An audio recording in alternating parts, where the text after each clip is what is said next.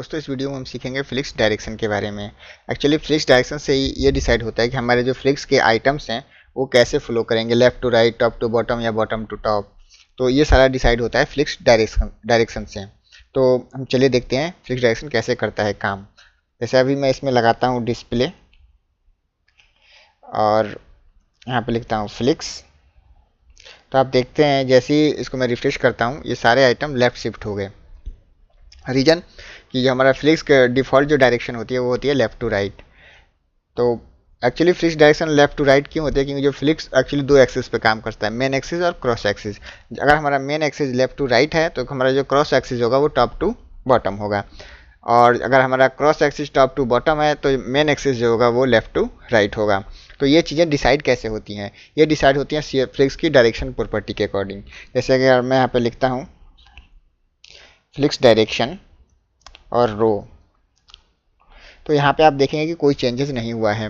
क्यों? क्योंकि जो फ्लिक्स का बाय डिफ़ॉल्ट डायरेक्शन होता है वो रो होता है। जब बाय डिफ़ॉल्ट डायरेक्शन रो होगा तो इसके जो मेन एक्सिस होगा वो होगा लेफ़्ट टू राइट। तो सारे आइटम जो हैं आपके ये यहाँ पे लेफ़्ट टू राइट शिफ्टेड हैं। लेकिन जैसे ही मैं इसको चेंज करके कर देता हूँ कॉलम,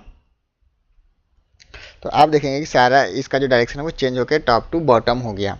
आप यहाँ पे देख रहे हैं कि जो आइटम है 1 से स्टार्ट होकर नीचे बॉटम 10 तक जा रहा है, क्योंकि मैंने जो इसका डायरेक्शन था वो कॉलम कर दिया। तो जो मेन एक्सिस है वो टॉप टू बॉटम हो गया, और जैसे ही main axis top to bottom हुआ सारे item top to bottom alignment हो गए।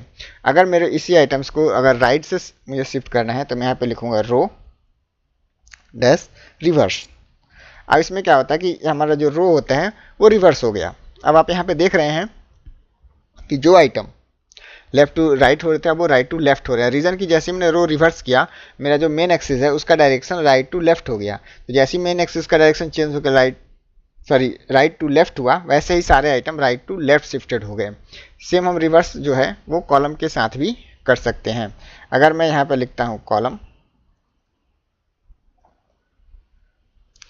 इसको करता हूँ सेव, तो आप देखेंगे सारे जो मेरे आइटम हैं वो top to bottom bottom to top alignment हो गया। यानी जो पहली डिप थी वो मेरी वो सबसे बॉटम में चली गई और लास्ट वाली डिप ऊपर आ गई। यानी जैसे मैंने कॉलम को रिवर्स किया, जैसे मतलब हम कॉलम करते हैं तो टॉप टू बॉटम होता है, जब उसको रिवर्स कर देते हैं तो बॉटम टू टॉप उल्टा हो जाता है, मेन एक्सिस जो हमारा चेंज हो जाता है। तो ये है फ्लिक्स के डायरेक्शंस। तो आगे की जितनी भी वीडियोस बनेंगी उसमें ये चीज़ इसका बहुत इंपॉर्टेंट रोल रहेगा। तो एक बार फ्लिक्स के डायरेक्शंस को ज़रूर समझ लें।